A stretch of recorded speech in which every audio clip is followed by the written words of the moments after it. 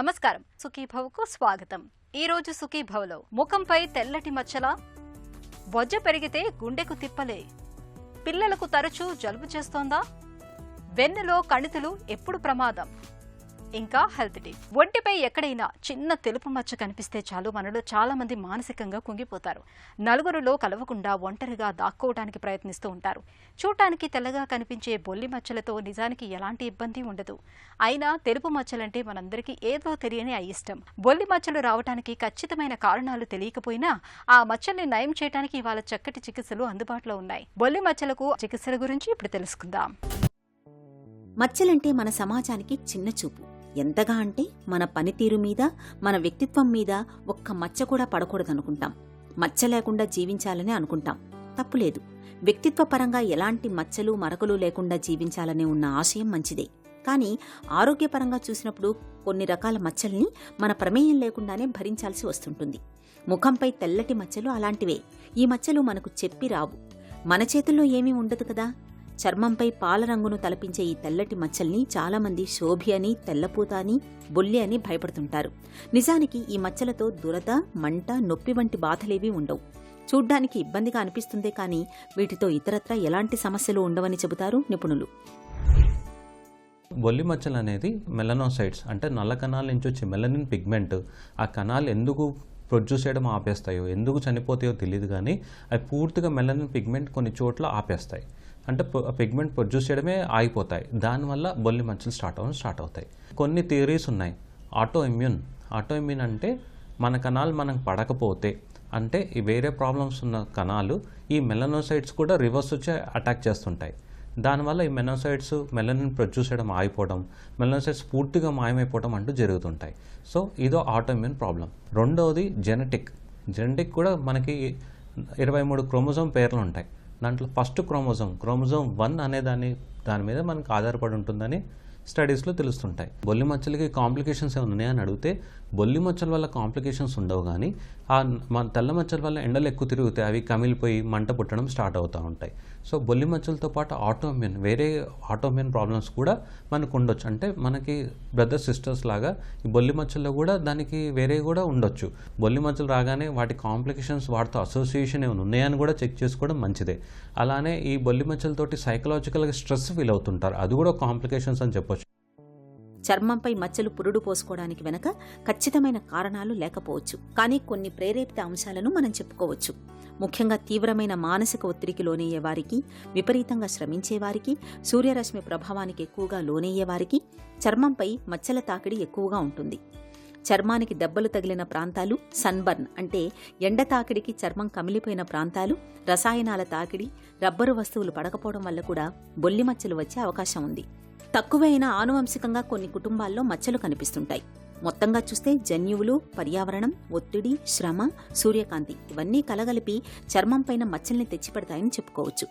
ఇక ఈ తెలుపు మచ్చలనేవి కొంతమందిలో ఏదో ఒక ప్రాంతంలో మాత్రమే కనిపిస్తాయి. కొంతమందికి ఒంటి మీద చాలా భాగాల్లో రావచ్చు. మరికొంతమందికి మొత్తంగా ఒళ్లంతా తెల్లగా మారిపోవచ్చు. లేదంటే శరీరంలో ఒకవైపు మాత్రమే ఉండొచ్చు.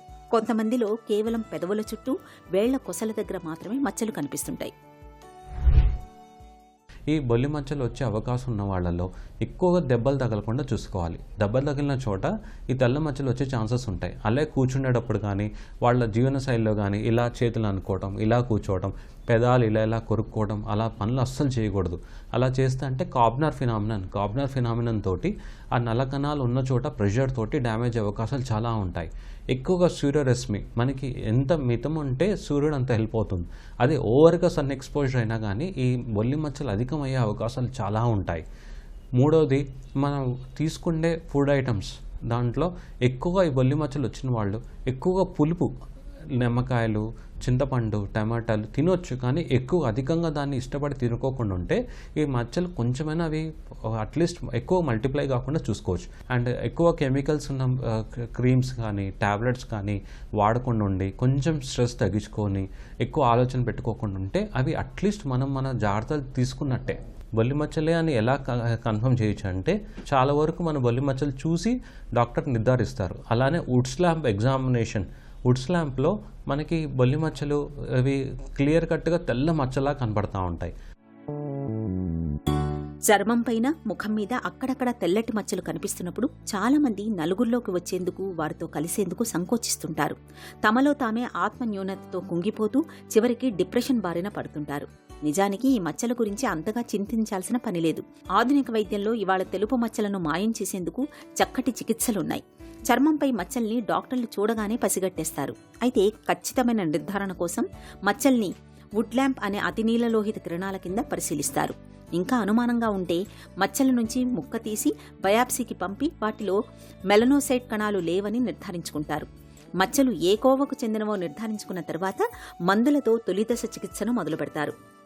కొన్నిసార్లు చికిత్సలో భాగంగా స్టెరాయిడ్ మందుల్ని కూడా వాడుతుంటారు. రెండో దశ చికిత్సలో కాంతి ప్రసార చికిత్సల్ని మొదలుపెడతారు. ఇందులో భాగంగా మందుల్ని మింగడంతో పాటు పూత మందును మచ్చలకు పట్టించి సూర్యకాంతిలో నిలబడాల్సి ఉంటుంది. ఎండకు బదులుగా ఇప్పుడు యూవీ లైట్ని అందించే ప్రత్యేక ఛాంబర్లు అందుబాటులోకి వచ్చాయి. ఒక్కోసారి మచ్చల్ని మాయం చేయడానికి స్కిన్ గ్రాఫ్టింగ్ సర్జరీలు కూడా చేస్తుంటారు డాక్టర్లు. ట్రీట్మెంట్ విధానాలు ఎలా ఉంటాయి?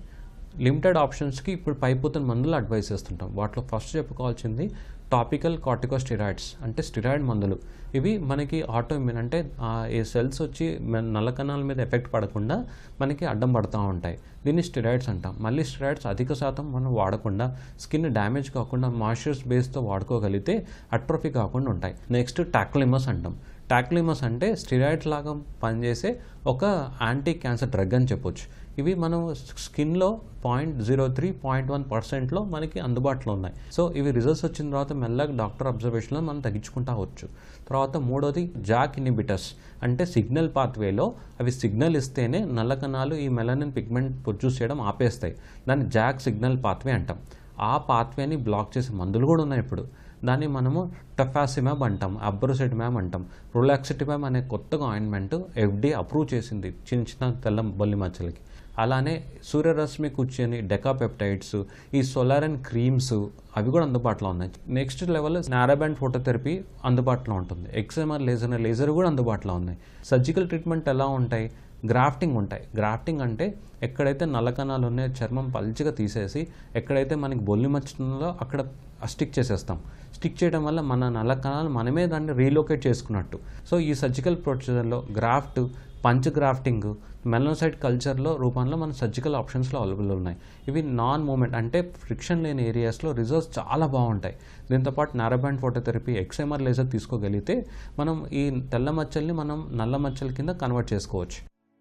చర్మంపై మచ్చల్ని తాత్కాలికంగా మాయం చేసుకునే చికిత్సలు కూడా మనకిప్పుడు అందుబాటులో ఉన్నాయి. పెళ్లిళ్లు, ఫంక్షన్లకు వెళ్లాల్సి వచ్చినప్పుడు మచ్చల్ని కనబడకుండా ఒంటి రంగులోకి కలిపేసే క్యామోప్లేస్ వంటి మేకప్ క్రీములు ఇప్పుడు దొరుకుతున్నాయి. మన చర్మం రంగుకు దగ్గరగా ఉండే క్రీముల్ని వాడుకోవడం ద్వారా తాత్కాలికంగా చర్మంపై మచ్చల్ని కనిపించకుండా చూసుకోవచ్చు. ఆధునిక వైద్యం అండతో చర్మంపై మచ్చల్ని మాయం చేయడం ఇప్పుడు పెద్ద కష్టమైన పనేమీ కాదు. సాధ్యమైనంత త్వరగా చికిత్సను మొదలు పెడితే చాలు. చర్మంపైన, ముఖం మీద మచ్చల్ని మనం ఇట్టే మాయం చేసుకోవచ్చు. బరువు పెరుగుతున్న కొద్దీ పొట్ట పెరగడం కూడా సహజమే. అయితే ఈ పొట్ట బాణపొట్టగా మారితే ఆరోగ్యం దెబ్బతినడంతో పాటు మన గుండె కూడా ప్రమాదంలో పడుతుందని హెచ్చరిస్తున్నారు డాక్టర్లు. పొట్ట ముందుకు పొడుచుకు వచ్చే కొద్దీ కీలకమైన గుండెకు సమస్యల తాకిడి పెరుగుతూ పోతున్నట్లు ఇప్పటికీ అనేక అధ్యయనాల్లో కూడా వెల్లడైంది. ముఖ్యంగా బాణపొట్టతో గుండెపోటు ముప్పు కూడా ఉంటుందని తేలింది. ఈ నేపథ్యంలో బొజ్జ పెరుగుతున్న కొద్దీ గుండెకు ఎలా సమస్యలు పెరుగుతాయో, గుండెను ఆరోగ్యంగా ఉంచుకునేందుకు ఏం చేయాలో ఇప్పుడు తెలుసుకుందాం. ఈ లావ్ ఎక్కినప్పుడు ఏంటంటే మనకు గుండె రిస్క్ అనేది డెఫినెట్గా ఎక్కువ అవుతుంది. ఎందుకంటే ఎప్పుడైతే శరీరం యొక్క బరువు పెరుగుతుందో, ఒబేసిటీ, ఉపాయకాయము అంటాము, వచ్చినప్పుడు ఏంటంటే బ్లడ్ ప్రెషర్ ఎక్కువ అయ్యే అవకాశం ఉంది. అదేవిధంగా డయాబెటీస్ వచ్చే ఛాన్సెస్ ఎక్కువ ఉంటుంది. అంటే 3 ప్రధాన risk factors: diabetes, blood pressure, cholesterol. ఎప్పుడైతే శరీరం యొక్క బరువు పెరుగుతుందో కొలెస్ట్రాల్ పెరిగే ఛాన్సెస్ అధికము. అదేవిధంగా షుగర్ వచ్చే టెండెన్సీ ఉంటుంది. బ్లడ్ ప్రెషర్ కూడా వచ్చే ఛాన్స్. ఈ 3 రిస్క్ ఫ్యాక్టర్స్ ముఖ్యంగా ఏంటంటే ఇవన్నీ కలిసి పనిచేయడం వల్ల గుండె రక్తనాళ కూడా లోపల ఫ్యాట్ డిపాజిట్, కొలెస్ట్రాల్ డిపాజిట్ అయ్యి అథెరోస్క్లెరోటిక్ ప్లాక్స్ అనేవి ఫామ్ అవుతుంది. సో దానివల్ల ఏంటంటే మనకు హార్ట్ అటాక్ కానీ, హార్ట్ ఫెయిల్యూర్ కానీ, ఆర్ యాంజైనల్ సిమ్టమ్స్ కానీ అనేది రెగ్యులర్గా వచ్చే అవకాశం ఉంటుంది. ఎప్పుడు గుడ్ డైట్, అంటే we should not take a very high fat diet, high calorie diet, at the same time అన్నెసరీగా మనము ఫుడ్ టేస్టింగ్ ఉందని రెగ్యులర్గా తీసుకోవద్దు. హెల్తీ డైట్ అండి. హెల్తీ డైట్ ఏంటి? ద వెజిటబుల్స్ కానీ ఫ్రూట్స్ కానీ ఎల్లో ఉన్నాయి, లేకుంటే గ్రీనిష్ ఉన్నాయి, ఫ్రెష్ ఫ్రూట్స్ ఇవి తీసుకోవడం వల్ల మనకు పర్టికులర్లీ మోసంబి కానీ బత్తాయి కానీ సిట్రస్ ఫ్రూట్స్ అంటాం, హై క్యాలరీ కాకుండా వాటర్ మెలన్, పపాయ ఇట్లాంటి అన్ని ఫ్రూట్స్ హెల్తీ. పట్టుకొని డయాబెటీస్ ఉన్నప్పుడు మనం మ్యాంగో, సపోటా ఇట్లాంటివి తీసుకోరాదు. అంటే బాగా స్వీట్ ఉన్నాయి డయాబెటీస్ ఉన్నప్పుడు మనం తీసుకోవడం వల్ల డయాబెటీస్ ప్రెసిపిటేట్ అవుతుంది. అదర్వైజ్ ఫ్రెష్ ఫ్రూట్స్ రెగ్యులర్గా కన్జ్యూమ్ చేయాలి. వెజిటబుల్స్ ఎక్కువ కాంపనెంట్ నుంచి రైస్ కాంపనెంట్ తగ్గాలి. బాగా డీప్ ఫ్రైడ్ అనేది అవాయిడ్ చేయాలి. ఇవన్నీ ఎట్టి పరిస్థితుల్లో మనము మెయింటైన్ చేయాలి. వీటితో పాటు exercise, good exercise daily half an hour to 45 minutes walking, jogging ఇవన్నీ చేసుకుంటా ఇవన్నిటి వాడంగా కూడా ఇవన్నిటిని పాటించంగా కూడా మనకు వెయిట్ తగ్గుతలేదంటే కొద్దిమంది చాలా ఓవర్ వెయిట్ ఉంటారు. అవి మనకు వీటితో పాసిబుల్ కాదు. ఎందుకంటే వారికి అలసట ఉండడం వల్ల, అదేవిధంగా వాళ్ళకు ఎక్సర్సైజ్ చేయడానికి అంత మోటివేషన్ లేక అట్లే ఉండడం వల్ల ఇంకా వెయిట్ ఇంకా పెరిగే ప్రమాదం ఉంటుంది. కాబట్టి అట్లాంటి వాళ్ళు ఈ లైపోసక్షన్ కంటే ఎక్కువ బేరియాట్రిక్ సర్జరీ తోటి డెఫినెట్గా అంటే వాళ్ళు వెయిట్ డ్రాస్టిక్గా దగ్గర కార్డియోవాస్కులర్ రిస్క్ కూడా చాలా తగ్గిపోతుంది. పిల్లలకు తరచూ జలుబు చేయటం మామూలే. అయితే కొంతమంది పిల్లలకు చీటికి మాటికి ఇట్టే జలుబు చేస్తూ ఉంటుంది. జలుబుకు దగ్గు కూడా తోడవుతూ ఉంటుంది. జలుబు, దగ్గు చూడటానికి చిన్న సమస్యల్లాగే కనిపిస్తాయి. కానీ ఈ బాధల మూలంగా పిల్లలు ఉక్కిరిబిక్కిరైపోతూ ఉంటారు. ముక్కులు కారటం, ముక్కు రంధ్రాలు బిగదీసుకుపోతూ ఉంటాయి. దీంతో పిల్లలు తేలికగా ఊపిరి పీల్చుకోలేక ఇబ్బంది పడుతూ ఉంటారు. పిల్లల్ని ఎంతగానో వేధించే జలుబు, దగ్గు బాధలకు పరిష్కార మార్గాల గురించి ఇప్పుడు తెలుసుకుందాం.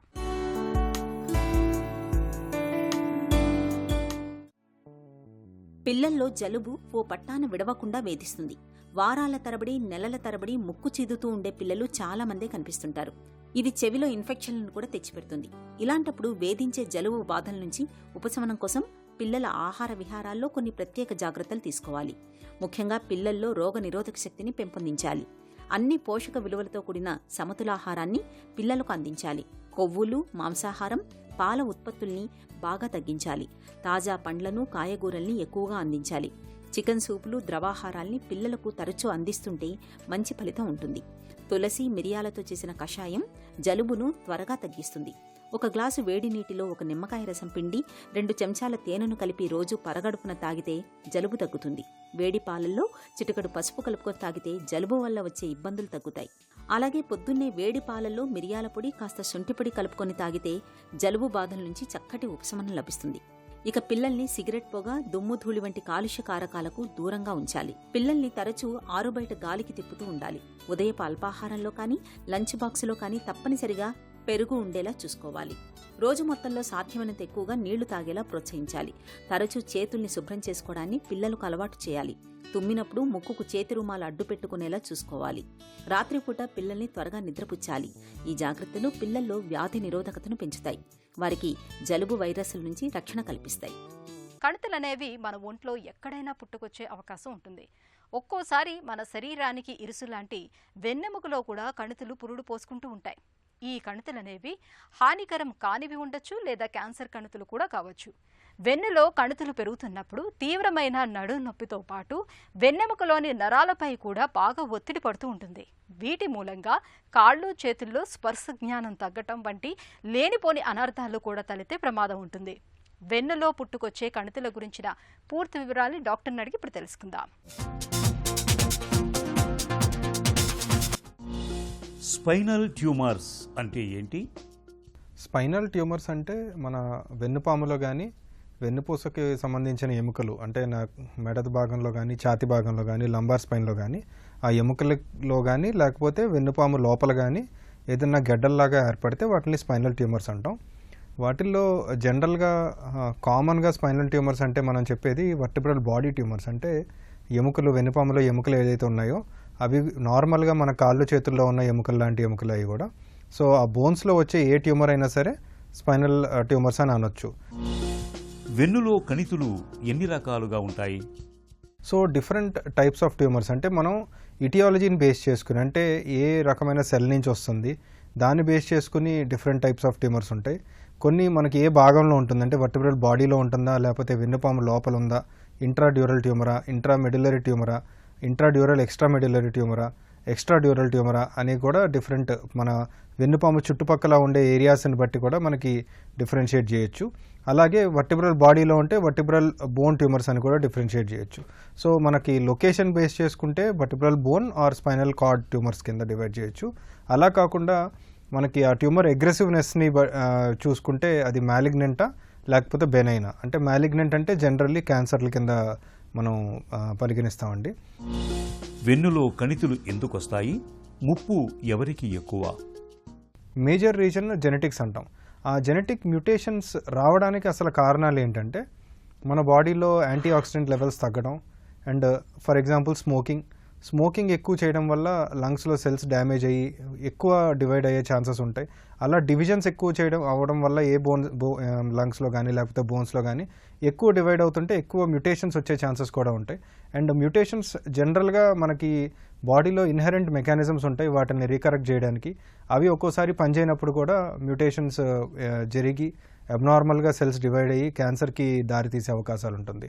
ఇది మనం జెనెటిక్ కాజ్ తీసుకుంటే.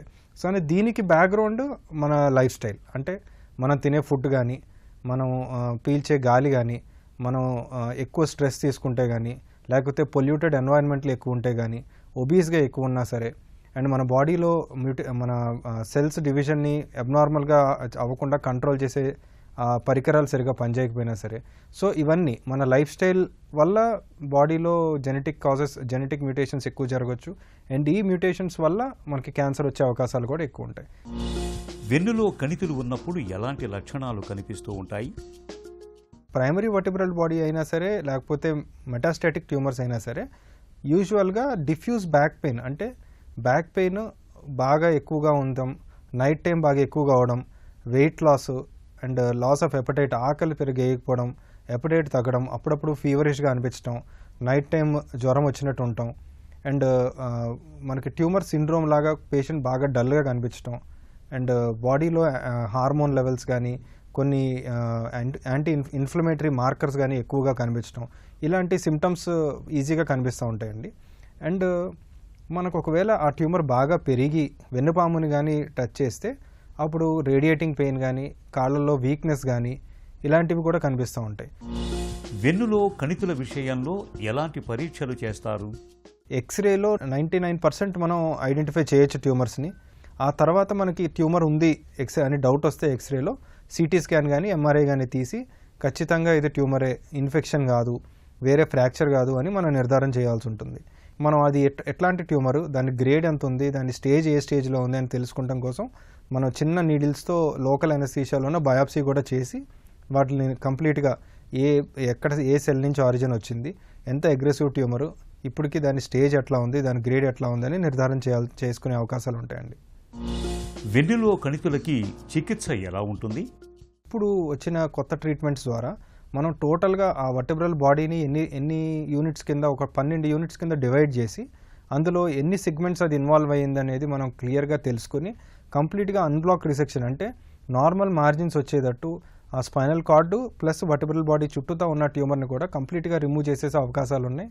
ఈ సర్జరీస్ కూడా మనం కావాలంటే వెనక నుంచి లేదంటే సైడ్ నుంచి కూడా కంప్లీట్గా చేయొచ్చు. కొన్నిసార్లు ఇది టొరకోస్కోపీ కానీ లాప్రోస్కోపీ ద్వారా కానీ కంప్లీట్గా పూర్తి చేసే అవకాశాలు ఉన్నాయి, కంప్లీట్గా ఓపెన్ చేయకుండా.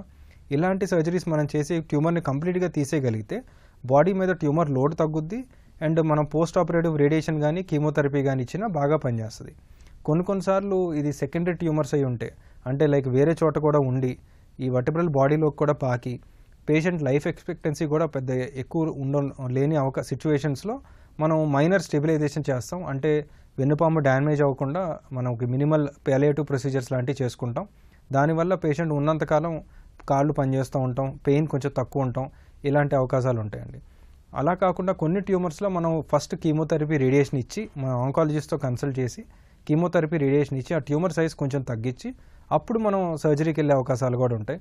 అండ్ కొన్ని ట్యూమర్స్ ఈవింగ్ సార్కోమా లాంటి పిల్లల్లో వస్తే మనం బయాప్సీ చేసుకుని ట్యూమర్ కరెక్ట్గా నిర్ధారణ అయితే కంప్లీట్గా రేడియేషన్ ద్వారా కానీ లేకపోతే కీమో ద్వారా కానీ కంప్లీట్గా తగ్గించే అవకాశాలు కూడా ఉంటాయి ఆపరేషన్ లేకుండా. చికిత్స తర్వాత మళ్ళీ వెన్నులో కణితులు వచ్చే అవకాశం ఉంటుందా? మోస్ట్ ఇంపార్టెంట్ థింగ్, అది లోకల్ ఇన్వేజివ్ ట్యూమర్ అయితే ద అమౌంట్ ఆఫ్ రిసెక్షన్ విడెడ్, అంటే దాన్ని కంప్లీట్గా మనం రిసెక్ట్ చేసి నెగిటివ్ మార్జిన్స్ తీసుకురాగలిగితే రికరెన్స్ వచ్చే ఛాన్స్ తక్కువ. అలా కాకుండా మనం కొంత ట్యూమర్ మాస్ వదిలిపెడితే మనం మార్జిన్స్ అన్ని జాగ్రత్తగా చూసుకుని దాని రికరెన్స్ రాకుండా చేయడానికి రేడియేషన్ ఏమైనా ఇవ్వాల్సి వస్తుందా, ట్రీట్మెంట్ మెడిసిన్స్ ఏమైనా ఇవ్వాలా, హార్మోనల్ థెరపీ ఏమైనా ఇవ్వాలా, మోనోక్లోనల్ యాంటీబాడీస్ ఏమైనా ఇవ్వాలా అని చూసుకుని మనం అది క్లియర్గా పెట్టగలిగితే రికరెన్స్ వచ్చే ఛాన్స్ తక్కువ ఉంటుంది. అలా కాకుండా కొన్ని ట్యూమర్స్, మ్యాలిగ్నెంట్ ట్యూమర్స్లో ఏంటంటే మనం ఆన్ బ్లాక్ రిసెక్షన్ టోటల్గా మనం ఏ కేటగిరీస్లో ఉంది, బోన్లో ఎన్ని సెగ్మెంట్స్ ఇన్వాల్వ్ అయిందో చూసి మనం దాన్ని కంప్లీట్గా తీసేస్తే రికరెన్స్ వచ్చే ఛాన్స్ తక్కువ ఉంటుంది. కణితులు మన ఒంట్లో ఎక్కడ పురుడు పోసుకున్నా ప్రమాదమే. కీలకమైన వెన్నులో కణితులు పెరుగుతున్నాయని తెలిసినప్పుడు ఆలస్యం చేయకుండా వాటికి వైద్యం తీసుకోవాలి. తొలి దశలో గుర్తించి చికిత్స తీసుకుంటే క్యాన్సర్ కణితుల్ని తేలికగానే మాయం చేయొచ్చు. ఒక చిన్న చిట్కా మీకోసం. అజీర్తి, వాంతులతో బాధపడుతున్నప్పుడు 4 జామ ఆకుల్ని తీసుకుని నీటిలో వేసి మరిగించండి. ఆ తర్వాత గోరువెచ్చగా ఉన్నప్పుడు ఆ నీటిని కొంచెం కొంచెంగా తాగుతూ ఉండండి. అజీర్తి, వాంతుల బాధల నుంచి మంచి ఉపశమనం లభిస్తుంది.